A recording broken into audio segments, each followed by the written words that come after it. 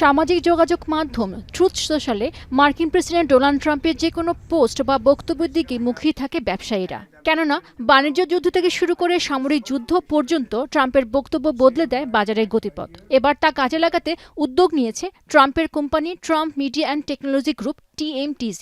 চালু করেছে truth API নামের একটি পেইড ডেটা ফিড সার্ভিস, অর্থাৎ নির্ধারিত অর্থের বিনিময়ে ওয়াল স্ট্রিটের বিভিন্ন বিনিয়োগকারী প্রতিষ্ঠান ট্রুথ সোশ্যালের সবচেয়ে প্রভাবশালী অ্যাকাউন্টগুলোতে দ্রুত প্রবেশ করতে পারবে।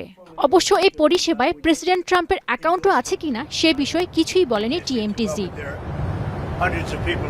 মূলত ট্রুথ API হলো একটি নতুন ডেটা ফিড যা সর্বোচ্চ র্যাঙ্কিংয়ের ট্রুথ সোশ্যাল অ্যাকাউন্টগুলো থেকে মিলিসেকেন্ডের মধ্যে পোস্টের রিয়েল টাইম অ্যাক্সেস দেয়। পরিষেবাটি সপ্তাহে 7 দিনই 24 ঘন্টা ধরে চলবে। ফিনান্সিয়াল টাইমসের তথ্য অনুযায়ী দ্রুত প্রবেশাধিকারে গ্রাহকদের কাছ থেকে মাসে $1 লাখ পর্যন্ত চার্জ করা হতে পারে।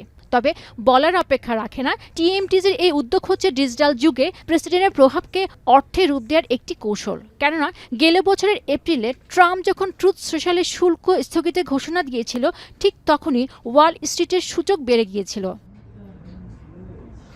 অবশ্য সবচেয়ে বড় প্রশ্ন হলো, যে কোম্পানির সংখ্যাগরিষ্ঠ শেয়ার হোল্ডার প্রেসিডেন্টের পরিবার, সেই কোম্পানি কি তার নিজের প্রকাশ্য বক্তব্য থেকে লাভবান হতে পারে? তাই বিষয়টি তদন্তের আহ্বান জানিয়ে মার্কিন সিকিউরিটিজ অ্যান্ড এক্সচেঞ্জ কমিশন SEC-কে চিঠি দিয়েছেন ডেমোক্রেটিক সিনেটর এলিজাবেথ ওয়ারেন এবং অ্যাডাম শিফ। অন্যদিকে TMTGর মুখপাত্র বলেছেন, মুক্তবাজারের প্রতি আদর্শগত বিরোধিতা বা বিষয়টি নিয়ে সুস্পষ্ট ধারণা না থাকায় সিনেটের ডেমোক্রেটরা ট্রুথ API-কে ভুলভাবে ব্যাখ্যা করছেন।